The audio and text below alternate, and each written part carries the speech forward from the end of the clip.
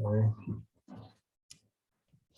Cool. So let's go ahead and get started. Guys, thanks for jumping in here. Again, we'll probably have, people coming in and out as we go. Regardless, we'll put this up onto the Freedom Team page. Once we're done, we'll get it up there, uploaded. So, but yeah, last week, we kind of kicked this off. And if you missed last week, I would go back and watch last week's training. It was awesome. Aaron went over his just kind of the whole presentation that he does when he meets with buyer prospects, and which is really, I don't know, I've seen it before. It's stuff we, him and I are part of Craig Proctor's program for a long time. We learned stuff like that, and he just took that to, and really, I don't know, magnified it, just amplified it up to another level. And with what he's done with that buyer packet, it's almost foolproof as far as getting buyers to sign on with you. And I had several people comment afterwards, call me afterwards, and we had talked last week. There were a couple of questions that came up, and Aaron, would kind of answer that question, but then also said, man, that's like almost a whole nother training. And so I had other people ask me, like, man, can we do a part 2 with Aaron? So I thought, let's do it. So anyway, so I appreciate you getting on here, Aaron, to share some more stuff, Yeah. And kind of wherever you want to go with it. Maybe, just go and, for those that, maybe will watch the recording or, haven't seen the first one, just tell a little bit of your background if you could, and then we'll just kind of jump in here and, I'll jump in, different things as well. So yeah, go ahead. Yeah. So been in real estate. This is my 20th year of real estate, all in the same city. Before that, I was a high school teacher and art teacher and basketball and baseball coach. So perfect setup to be into real estate. Actually, I fell right into the perfect setup, which was getting into Craig Proctor's coaching. That's where I met Jeff, gosh, I don't know, 16, 17 years ago. And that really catapulted my business. My first year full-time, I think I did 34 deals, and my second year, 59 and 83, and then so on and so on. But the biggest thing in my business has always been the buyer side. Everybody kind of poo-poos the buyer side, saying, oh, you got a list to last, or buyers are liars, or all that stuff. Well, being strong with buyers has led to a very great year for us, because it's hard to get listings. It's super hard to get listings. But if you know how to work with buyers, get buyers into a house, get buyers under contract, you are actually the ones that are in control right now. So that was been one of our big focuses this year. I think we have 67 homes closed. Only 19 of those are sellers. The rest are buyers. We're typically about 60% listings, 40% buyers, but this year obviously much different. Last year is kind of similar to that too. Not as many listings as buyers, but still being able to help the buyers out. And that's about 30 million in production so far this year. So we'll end up around 35 to 40 million. And again, I think the biggest thing is setting up the expectation of the buyer up front, using the buyer representation agreement, which is what we went through the whole time last week, and then utilizing that for next steps. What are you going to do once you get them on agreement, right?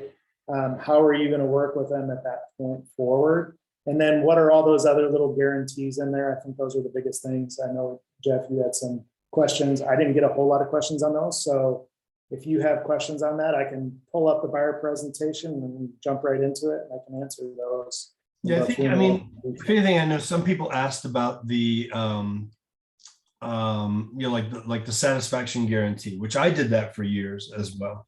And I think we were probably set up pretty similar on that. But I think it'd be good to explain that, because one of the things that I think we learned, guys, with Craig Proctor's program, it's here in Colorado Springs where I'm at, there's 4,000 realtors. Why should a buyer or seller choose you? What makes you different from every other realtor out there? And Craig was really big on coming up with, a USP, a unique selling proposition. You got to come up with some different things that just make you different, make you stand out from the crowd.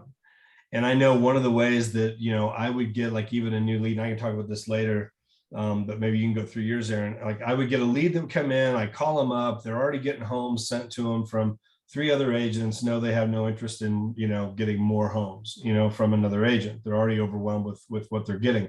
But then I would throw out, well, just so you know, I don't know if you've signed anything yet, but we also have this, buyer satisfaction guarantee. And I was just, in one line, just give them a brief rundown, just a quick one line scenario of what that meant. And they'd be like, oh, okay, well, yeah, go ahead and send us some stuff, and it would open up a door for us to meet with them. And next thing you know, they're signing on to work with us, even though they've been talking to some other agents and they're not signed on yet. So they're up for, they're anybody's game, or anybody, fair for anybody to take at that point till they're signed on. And that buyer satisfaction guarantee was a big part of us picking up those buyers. But I know you have that in your presentation. You mentioned that last week. Would you mind just going through how you use that and how that sets up? And then maybe, we could talk a little bit about that, because I think it's probably very similar to what we did as well. But that really worked for us in terms of getting them to sign on with us. It was a good program for us. Can everybody see? Can you see my screen? I just went to. Yeah, we can see it.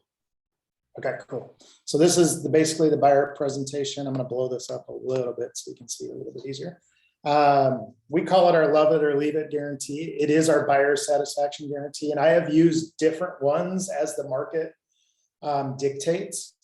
So in this super hot market, one of the ones that I used to use back in 06 to 09 and then through the foreclosure crisis was a guaranteed savings. Well, that guaranteed savings is a little tricky if you use it at the wrong time, because I would do something like we guarantee a $5,000 savings on any home, or we'll pay you $1,000 cash, right?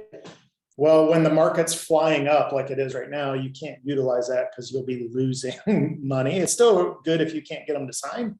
But one of the ones that stood fast through all time was this love it or leave it guarantee, which is basically, if you buy a home from me, you can feel confident that we're not selling you a home. I try to really take the sales aspect away, and it'd be more of a communication game, more of a relationship. You're part of our family now. And that's the way we talk to them. Because I want to take the whole word sales out of it, because I can't sell anyone a $200,000 thing they don't want, right? But I can find somebody a $200,000 thing they think they want. And then after they do their inspections, they think they still want it, maybe. And then they start getting cold feet and they want to bail, right? Or even during inspections, they may see that, oh, it's got chipped paint. Well, we saw that when we were there. Well, that's a reason they want to jump out, right? Well, we offer this love it or leave it guarantee, which basically says that during the first 12 months after closing, if you're dissatisfied for any reason, we'll buy the home back from you, or we'll sell it for you commission free. Now, how do we do that? There's two ways we do it. If they're going to pick the commission free option, we will sell our side commission free, no charge. We just got paid on it 7 months ago, whatever. And I actually did the last time I did one of these was 3 years ago. My people, they bought, 8 months later, they got relocated to Michigan. Well, it meets any reason, and they fell in that reason. So we sold their home commission free, didn't charge them on our side, still paid out the buyer representation fee. And then we referred them out to Michigan, right? So it was a little bit of goodwill. The cool thing is they've sent me 2 referrals from people that worked here, right? So does that pay off? Yes. It's more of a long run push than it is that particular transaction. The other thing, if I'm going to buy it back from them because they just hate their house, they must be moving up and buying another home of greater value than the one they're selling. That's basically our guaranteed sale program, just flipped on its head for buyers. I've never had anyone do that. So it's made me like this much money, and I've spent like this much money doing it. I've only ever bought one home from the guaranteed sale program, which basically states your home sold in X amount of days or X amount of time, or I buy it from you if I can't get it sold. I've only had to buy one. And they sold me a $72,000 house that I kind of wanted because I could use it as a rental. They bought a $350,000 house from me. They gave me great testimonials on that program. So if I ever bring it up, I can shoot their video to people that it actually does work. And I've sold that $72,000 home just a few years ago for like $190,000. So I did okay. Even though up front it was painful.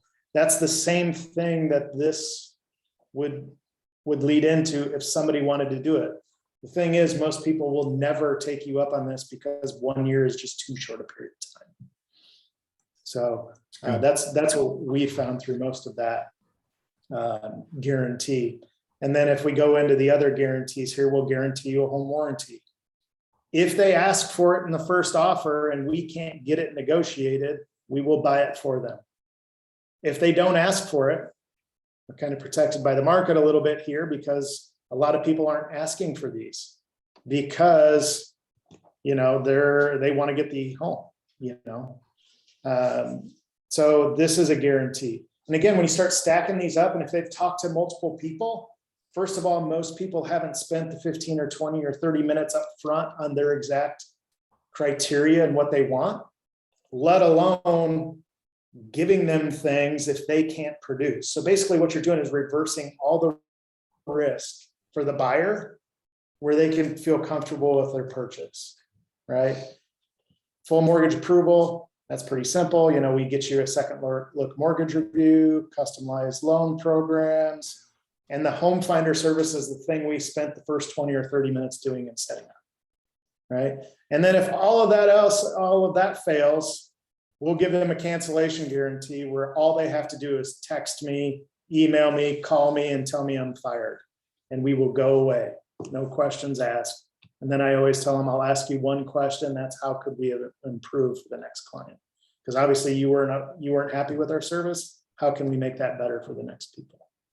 So that's the biggest one on those guarantees. I mean, if people want to ask me any other questions on how those operate, I can definitely go into more detail.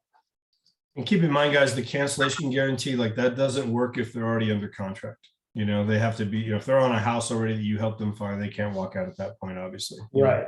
So, but up until then, we offered the same thing. Go back to, do you have a page, Aaron, that spells out the conditions of your satisfaction guarantee? No, I Just do right and here? I don't. I have one, it's more of a contract. This is basically Okay. I will honor this if it's here. Okay. And We then got a if page, they I'll want see to if- do it, I have to go into more details on what it is. Yeah. Let's see what kind of questions you guys have on that right there. Because I will tell you, like, you know, don't get hung up on it, guys, in the sense like, oh my gosh, a lot of risk, a lot of risk. There's really hardly any risk at all for you to do it. It's a peace of mind for the buyers. We did ours. We had an 18-month guarantee. That's how we did ours. You know, and so I get a, like, let's say I get a call. Here's a buyer lead. I used to do 2 years until the foreclosure crisis hit. And then I was having a lot of people calling back. And I'm like, oh, shit, they're already down $50,000. I am not doing this. So we reduced it down to. For sure. There's really little risk though. Like if I ever had somebody, and I don't know if I even had to ever take, I don't know if I ever even had to do mine. I mean, in terms of actually put it into play, I don't think I ever did. I always, you know, I was ready to, because there was no risk. I mean, if the main thing where they would fall into, like if, let's say they're moving out of state, we got a lot of military here. So let's say they're getting transferred somewhere else. Again, I would sell it for free. It didn't cost them anything, zero commission on the selling side. You know, they would have to still pay, you know, the 3% to the buyer's agent, you know, and we would list it that way, it'd be on the MLS, 3% to the transaction broker or buyer's agent, whatever. But I got zero, but I would get the referral on the other end, sending them to wherever they're moving to. Now, let's say they're not going to be buying for a while, whatever, but I would always also ask for, I think we had a minimum of like 2 referrals, like over the next, you know, 6 to 8 months or 12 months, whatever it was. And I never had anybody not give me a referral on that, you know? And so you're still going to get paid. You're just not getting paid on that sale. But I'd also pick, you know, it's a listing. I'd pick up sign calls. I'd pick up, I mean, it always paid off. You know, I never lost money on that deal. You know, even though I'll go to closing on that deal and get zero, I'm fine with that because I'm going to get paid in multiple other ways, you know, because of that deal. Go ahead, Aaron. Yeah, and actually thinking about the last one I did for free, didn't charge them any commission, anything like that. We do the full marketing still. We're still going to do professional photos. We're still going to do the map report. We're still going to market it because that's my obligation to get more buyers too, you know. But But one of the buyers we did pick up off of that was a dentist, I believe, dentist or chiropractor. Amanda ended up working with him, that came from California, and he bought like a $550,000 house in Trophy Club. We would have never had that if I didn't solve their problem. Their listing was only like 350, right? But he was from California, and like a shack is 550. So he was like, holy cow, what can I get in Texas? So he bought here 550. It was nice, $15,000, $16,000 commission that we never would have got if we didn't do the free listing, right? Yeah. So again, important. And since you brought that up, I'm going to scroll down to this part where we ask for commitment, right? So this is our agreement. What we're doing as far as asking for commitments from the buyer. I set it up this way on purpose so that they didn't have to worry about anything. Our local forms, our state forms, are all broker specific, all broker protection. We'll come after sue you if we don't get our 3%. I mean, it doesn't say it in those words, but it says it in broker speak. If someone was looking at it, it's very broker protective, very buyer negative. So it's hard to get people to sign that form. It's 5 pages long. This is 1 page. Here's all the things we're going to do for you. Here's the bonuses you get. All we ask is your commitment, and it's a year long, and we're going to do these 12 points. And after we sell the house, we're going to put a sold sign on your property for 4 weeks. That's all we're asking for you. Some people do come back and say, what's this 3.5%? Well, that's our commission that we try to earn. I'm never going to let my commission stand in the way of getting a deal done, but we want to at least have the opportunity to earn our fee. And as a buyer, you realistically never pay us a fee, right? So I don't say never, we never charge you a fee, because there are some times we have to go back to the buyer and ask them for the difference, right? If they're only offering 2% on the MLS or 2.5% or whatever, right? And then that's where you have to put on your salesperson hat. You got to put on your suit of armor, and you got to go through a rejection or two, and it's okay, right? Because the buyer process realistically is pretty easy when working with the buyer once you've already got this signed, right? But let's say there was pushback or what have you on this, or you're showing them homes. I'm going to stop the share and then open up a new document to share. Let's share this one.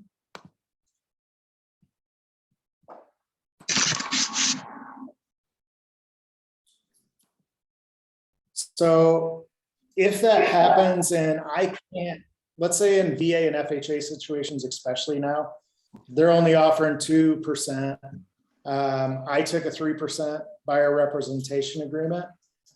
We have a shortage, and this is exactly how I talk to my buyer. Hey, I know you love 123 Main Street, but unfortunately there's a shortage in our fee.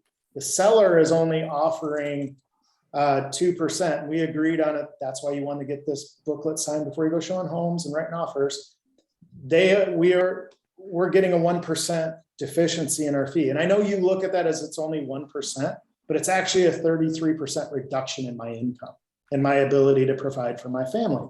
At this point, I've got relationship capital built up with them. They know about my kids and my dog and my wife and what we do. We're very family oriented. We share what we are, right?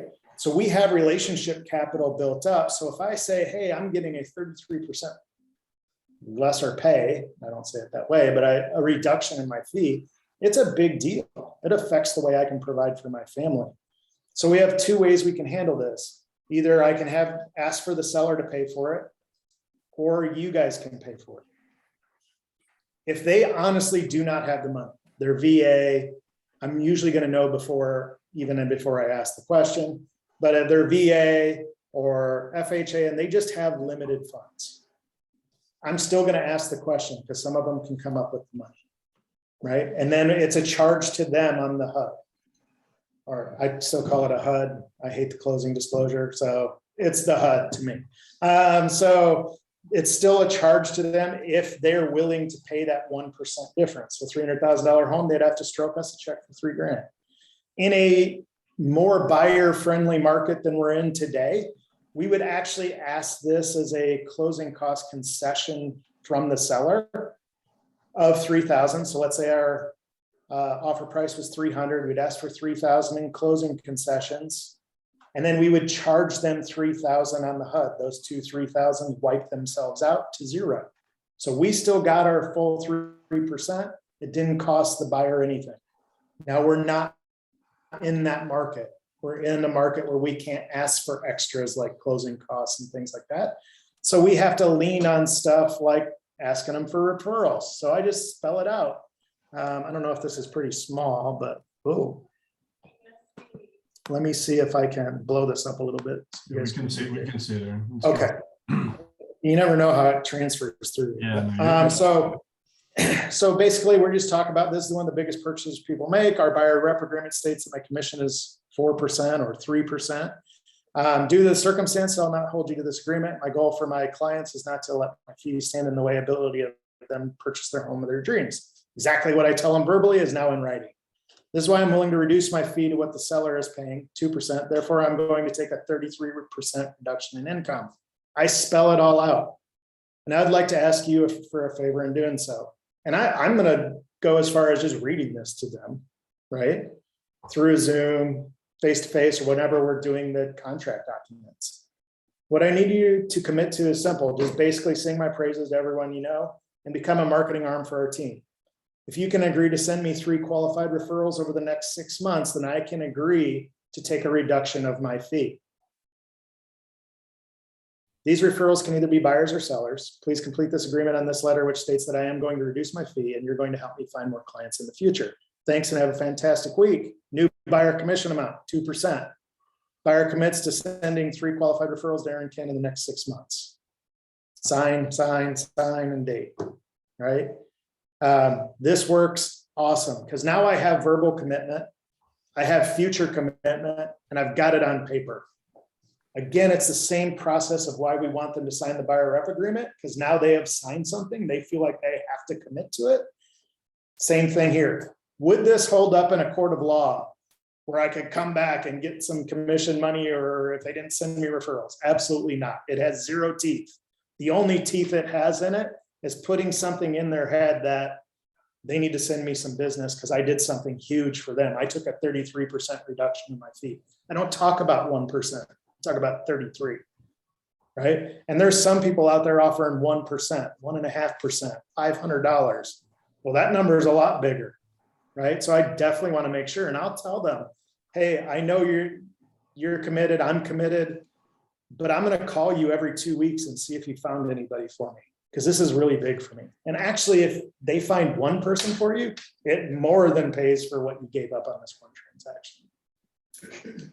And I'll post this document into the Facebook group. How often do you follow back with them, Aaron, after, like, you know, the deal's closed and now they've moved on and whatever, like, you know, at what point do you follow back? Like, if, you know, they have, it's been a month and you haven't talked to them, they haven't sent you anything. I mean, I guess you're going to follow back with them anyway after they get in the home.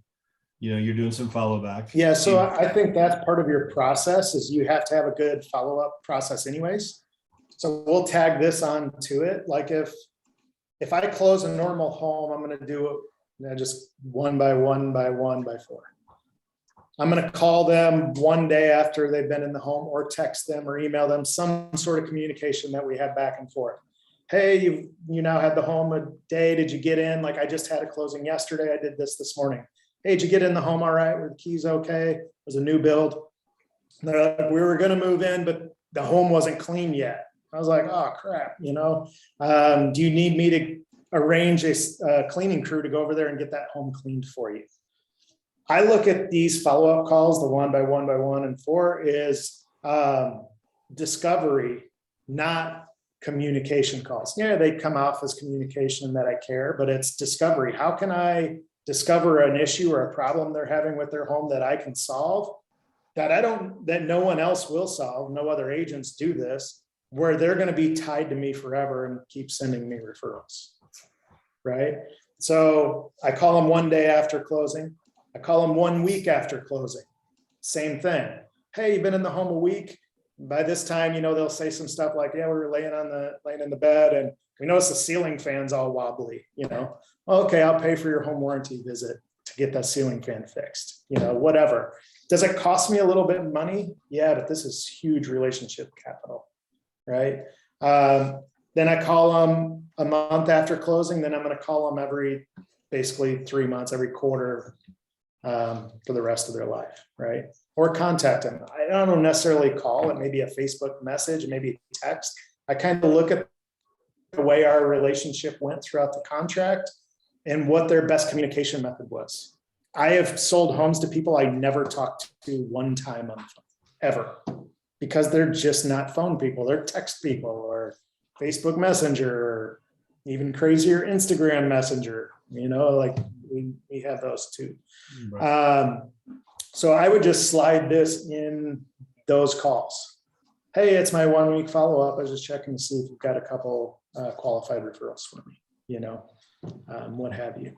How's the home going? This and that, I can solve that. Now you're even plussing it even more. You took a 33% reduction and now you're giving them more, right? It's called reciprocation.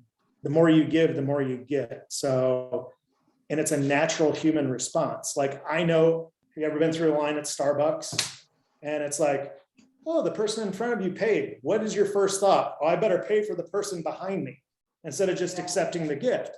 It's a response humanly that we want to reciprocate. Even though we don't know who the person was in front of us or the person behind us, we're going to give it to the person behind us just because they're in a car and they're also ordering Starbucks. And then you get tagged with a $35 order and yours was one coffee. Like, I've been there. Everybody has, right? So it's the same thing in real estate. If you do something good for somebody, they're going to give that relationship capital back to you. Do you guys get that? Like, I think there's most agents out there, they have no idea that, whatever the MLS says that's what they're getting paid, that's what they're getting paid. They have no idea that their fee working with that buyer is determined between them and the buyer. Yeah, I have most agents don't know that. Yeah, Angela's one that is in the room here with me. We just got done with our team meeting and listening in, but her very first transaction, this was an issue. And she had I don't know if I can say it, so I'm not going to say it. She had the guts to go and ask that buyer for the difference. And they did it. They paid it.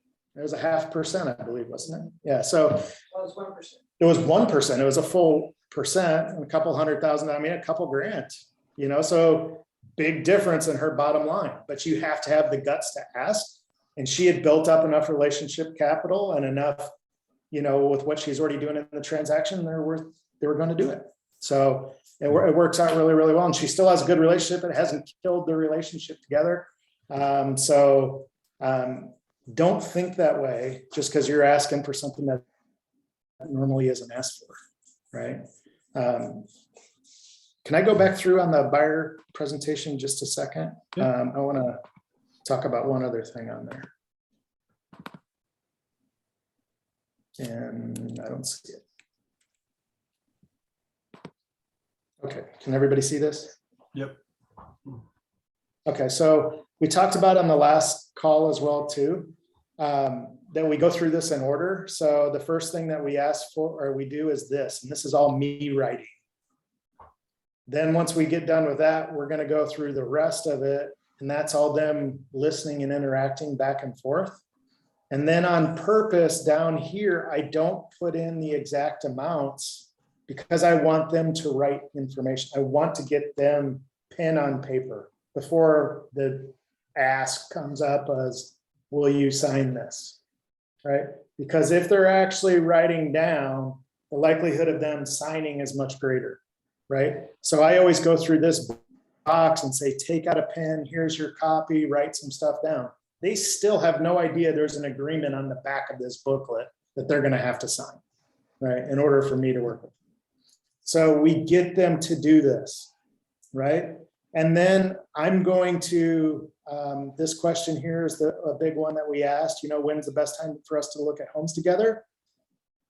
Once I get them to sign their agreement, I want to get their commitment to go look at least 3 or 4 homes with me in the next week, even if they're 12 months away from buying a house. I have many people that come to me, oh, we're leasing until, July. Well, that's a long time away. So a lot of agents won't even meet with them, right? Or even help them at that point because they're not within 6 months or 3 months. I will still meet with them. I'll get them to sign and then I say, hey, let's just go out and look at 4 homes in the price range you gave me. Let's say their price range is 250 to 300.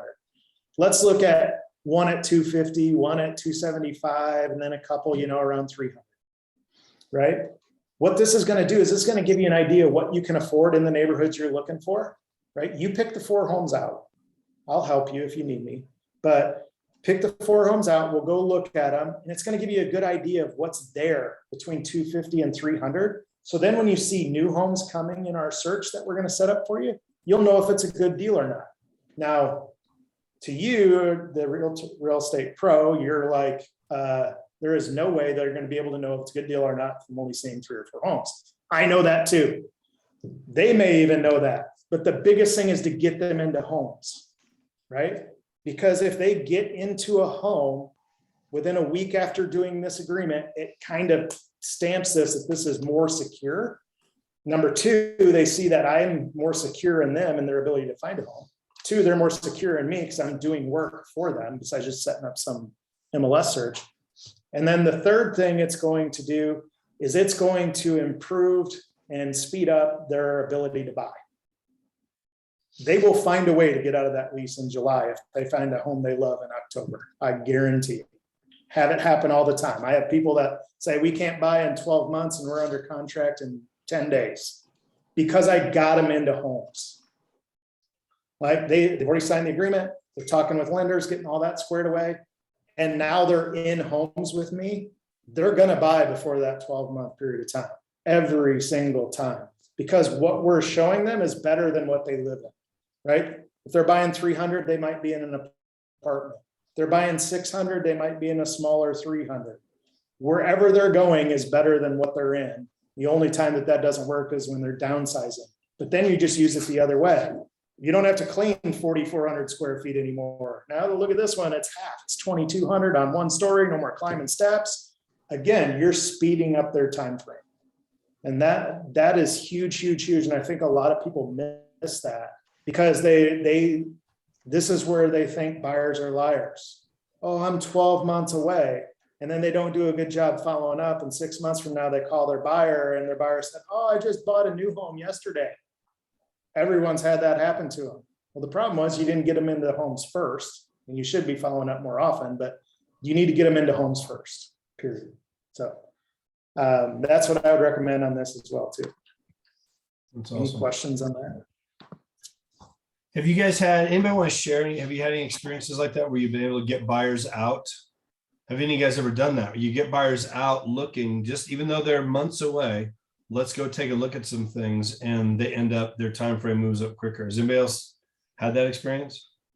Because again, that's something that Aaron and I learned that in Craig's program, and that worked for me. Just like what Aaron said, every single time we would get them out, similar situation. They're in a lease, or they can't move for 6 months or 8 months, or we're thinking sometime next summer, but they just got on your website now, and we get out looking and they're under contract before Christmas. Their time frame moves up. They get excited when they get out there and they start seeing things. Wow, look at this, So, and I used to do the same thing, Aaron, just like, hey, let's get out. I'm gonna have my notebook with me, whatever. I want you to point out in these homes we go look, you point out to me what you like and what you don't like. It's gonna help me do a better job searching for you. I don't want to send you a bunch of homes that just absolutely don't work for you. That's a waste of your time and mine. I don't want to miss out on the home that could be perfect for you because we're not searching the right thing. You gave me your criteria. Let's get out and look at a few things and just you point out what you like and don't like. We'll just walk through those. I know these aren't the homes you're going to buy. I get that. You're months away. I get that. Let's just get out and look sometime over the next week or two, and I'll just do a better refining of your search for you, and then we'll just be in touch here. And next thing you know, we're looking at homes again the next weekend. They want to go look at more. And they want to look at now they're under contract and they're figuring a way to get into that home sooner. That's happened to me Countless had, over the years. yeah, I had clients that just moved here in September that put a lease in on a house because they're coming from California, didn't know the area. I am out showing them homes right now. We haven't got one, but we've made 3 offers on homes. Yeah. They're in a 12-month lease. They said they weren't going to be ready to look at homes, but I got them out within a week. Yeah. And they're going to buy a home before Christmas. I guarantee it. We've already made 3 offers, right? So, That's awesome. yeah, Mary. Yeah, I just, I wanted to chime in on this because I completely agree. I've had buyers over and over again, especially in my market up here in the mountains. We're in an area that people are coming in for the weekend. They're looking at their wheels start turning about what it would be like to own a property in Colorado, and just giving people the assurance that they're not wasting my time. I think that's part of, on their end, what they're thinking too is, well, we don't want to waste this. We don't want to waste her time. We don't want to go out and have her show us properties. We're in a lease. We're not looking to move right now.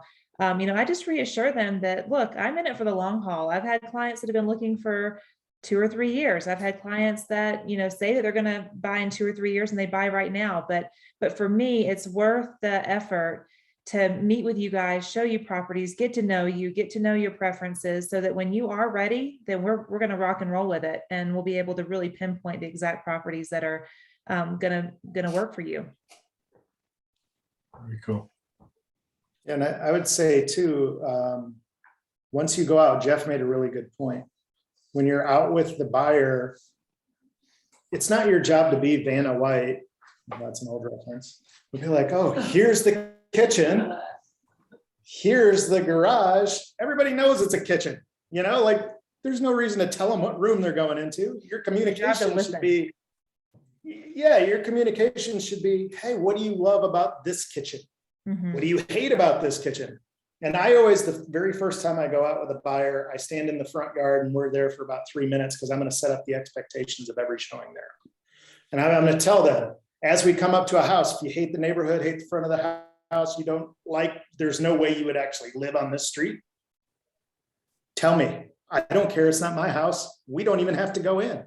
We can go turn around and go to the next house. As you walk in the front door, I want to know what you like about the house, what you don't like about the house, what you like about the layout, what you don't like about the layout. I want to know everything that you're looking for so I can better serve you and find the perfect house for you. If you don't talk to me through the process, it's going to be hard for me to find you the perfect home, right? And then I also give you permission, if we take 4 steps in the house and it smells like smoke and you hate smoke to death and you would never purchase that house, to turn around, walk right out, and let's go to the next house. You're not going to hurt my feelings. The home has no feelings and I don't know the seller. So we're all going to be good. So I give you that permission to turn down any home within a couple steps or a couple rooms.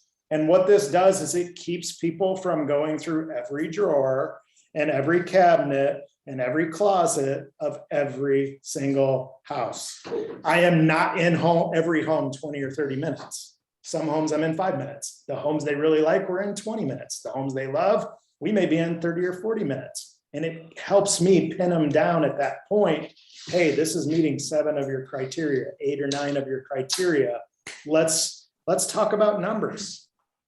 Let's go through numbers on this house. What are homes like this house selling for? So we can actually put the best thing together for you, because finding a 10 out of 10 is probably not gonna happen.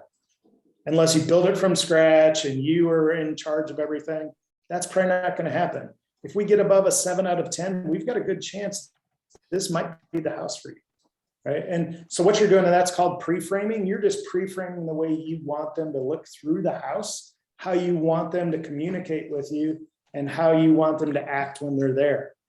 And then that's what they do. And it helps speed up the process, right? Because no one wants to show people for a year, right? No one wants to show 100 homes. I want to show like 1 or 2 times, 3 or 4 homes, and I have a contract. That's what I want to do. That's like my goal on every buyer.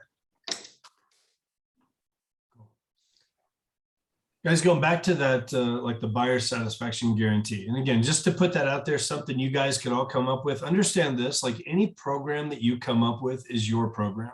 You set the rules. You set the criteria on that program. Okay, so like, we would have these different programs, and there's that little asterisk over there, some conditions apply. It's your program, it's your conditions. Okay. So yes, the whole thing of, if you're not happy with this house within 12 months, we'll either buy it back from you or sell it for free. Some conditions apply. And then here's the conditions. And we had that spelled out in an agreement. We would give that to them, and I'd go through it with them, make sure they understand it. They'd sign it. I just kept it in a file, whatever. So I had it in case they ever came back. And like the whole, like where they could, where I would buy it back from them is, again, there's that parameter. They have to be moving up into one of my listings. Okay, that's how I had it. Is that how you did it, Aaron? Was it one of your listings, or was it just moving up? At first we did it that way, and then we changed it to any listing. Okay. Our only term, honestly, was there's two. They have to be moving up and buying another home, and we have to agree on price. That's it. So we had to agree on the price we were purchasing their home for. See, mine was set up so that they had to be moving up into one of my listings. Well, if I've got 5 listings and none of those work for them, then that program doesn't apply. I'll still sell it for free. They still get the benefits of the program because I'll sell it with 0 commission, but I'm not going to buy their home because that part of that program, they don't apply. They don't, it doesn't work for them, because none of my listings is going to work for them. So I'm not obligated to that part of the program. Okay. Again, that was my conditions on the program. It's even better when you don't have any listings. Yeah. Yeah. So there was 0 risk on my part. I never had to buy a home ever, personally. Aaron bought one, and it was actually one that he wanted. It turned into a rental property that made a lot of money on, and he becomes a hero in that program. So, but again, you wouldn't even have to do that. You could just do a satisfaction guarantee that says, 12 months of being in here, and if you're not happy, we will sell your home for free. Okay. And again, it's free to them. They pay 0 commission to you.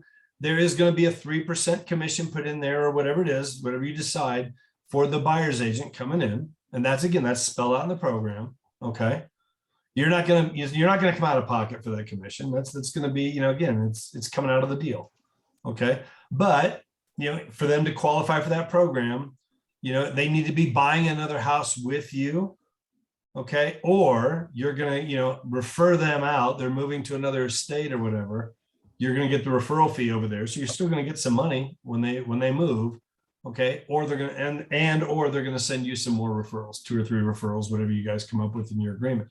And you can have that, so I would get a lead. Sometimes I'd get a lead that would come in on a website. And so, my inside sales guy or myself, we would call that lead, and hey, I saw you were looking at, whatever, some homes on our website. Are you guys looking to make a move in the next little while?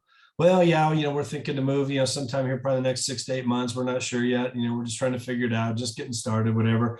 Well, hey, we go through this process about wanting to set them up for homes, wanting to meet. Well, we're already getting homes from 3 other agents, and we're looking around. We're just getting started, no thanks. Hey, here's one of the things that I would do too, is I would create doubt in their mind about the homes that they're getting, that we're going to get them more homes. Now, I'm probably going to send them the same homes that everybody else is sending them. But if that wasn't spelled out and explained, and they haven't signed on with anybody, they're fair game, right? At that point. So I would say something like, look, I have no idea what those other agents are sending you. Just so you know, our list of homes includes all of the divorce sales, the pre-foreclosures, the foreclosures, the corporate owned properties, along with all the other listings here in town. Would that be helpful for you? Really? Oh, wow. Okay. So, sure. And so now I get their criteria. Now, again, it's probably going to be the same homes that are on the, whatever, but that hasn't been spelled out and explained, and they're not signed on with anybody. So I want to start sending them homes. I'm going to try and meet like what Aaron does. We're going to try and go meet face to face or on a Zoom and go through that presentation that Aaron did last week. Again, go back and watch that video if you weren't on here last week. Okay. We're going to go through that. And now I'm going to win them over, and they're going to sign on with me. Okay. But I'm going to try and get them set up on a home search. Okay. Start sending them stuff. Now, let's say that didn't work either. And, well, yeah, but that sounds great. But, we're just getting started. Let me just throw out one other thing. As far as I know, we're the only team in town that does this. We do have an 18-month buyer satisfaction guarantee. If you work with us, and we represent you on the buy side of your home, if you work with us, we have a guarantee in place where for 18 months after the closing of the house, if you're not happy for any reason whatsoever, it's too far of a drive to work. You know, you wish the bedrooms were bigger. You don't like the next door neighbor. Whatever it is, I don't care, anything. We will either buy the home back from you or we'll sell it for free. Yeah, really? Well, how's that work? Well, let's get together and we'll go through all the details on that. But yeah, we've had that in place now for the last, 7 years, and whatever. It's been a great program for us. I'm not here to sell you a home. I want to build a relationship with you that's going to go on for, I'm your realtor for the rest of your life. We have all kinds of things in place. You become part of our family. We used to use those terms as well, and we want you happy in that home and whatever. So we have this guarantee. Let's get together and we'll go through all that. We'll get you set up on a search. I want to show you how we work and what we do and why we're different from every other agent that's out there, as far as I know. And again, you're never obligated to do anything with us at all. So if you think about it, at the end of the day, the biggest thing you're doing for a buyer or for a seller is you're reducing risk. Totally. Right. So if you can think when you're doing a presentation for a buyer or talking to a buyer, same thing with a seller, your biggest goal is reduce as much risk as possible. So they don't have to worry about this happening or that happening. You can cancel at any time, all that stuff. We do cancellations on our listing agreements. And we talk about our listing agreements are all a bunch of one-day agreements. So when people ask me, how long is your listing term? Oh, it's 1 day. 1 day. Yeah, it's just 1 day stacked on top of another day, on another day, on another day until you fire me or I sell the house. And hopefully it's the latter. Hopefully I sell the house before you fire me, right? So basically what that requires me to do is to market the property crazy hard, sell your home for the most amount of money in the least amount of time, because I know I could be fired at any point. Every one of you will probably cancel a listing agreement and not charge the person if they're ticked off at you or if it's not working. So why don't you just tell them that up front, right? I'll cancel it anytime, any day. It doesn't matter. You're on a bunch of one-day agreements. Where Keller Williams is going to require you a 6-month agreement. If you cancel it, there's a $495 fee. I'll spend a couple $1,000s on your home, and tomorrow you say, you're gone. I'm done. I'm going to ask you one question. What could we have done better? And that's it, right? So you're taking on all the risk. You're reducing all the risk. And how many actually terminate? Very, very, very few. Yep. Same on the buyer side. Good stuff. Once they've signed and you've actually put in that relationship capital and you are listening to them and doing what they want as far as a home and who they are as a person, they're not going to cancel you. Cool. Any questions, guys? Anybody? Any comments, questions, comments, anything? Any thoughts? Hopefully I think it's a good follow-up, a good part 2 to what we did last week. And I would tell you both of these put together, this training and the one from last week, if you just watch these a couple times and then make it your own program, implement some things that you want to implement with this, I guarantee you're going to get more buyers working with you. You're going to get more people signing on with you, and you're going to get more referrals when it's all said and done as well. It will lead to more business. So any comments, any thoughts? It's good stuff. Yeah, no, it's real good. I think even having the people that are in leases and, showing them homes is key. I mean, I've done that already and it's worked.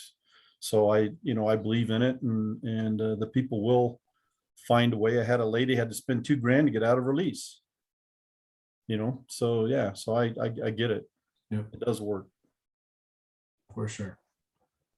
So, well, good. We'll be back next week. We'll do this every Tuesday. So every Tuesday, 10 a.m. We'll have a different trainer on next week. Lots of different agents in our group, icon agents. I talked to Mary. She's going to train here at some point. We'll figure that out, figure a date there. And if any of you guys have anything, like here's something that you've done that you really feel like, you've got something down that you'd love to train on, let me know. Okay. It doesn't always have to be a big icon agent, whatever. I mean, obviously we can learn from the icons, but I could learn something from every agent on this call right now.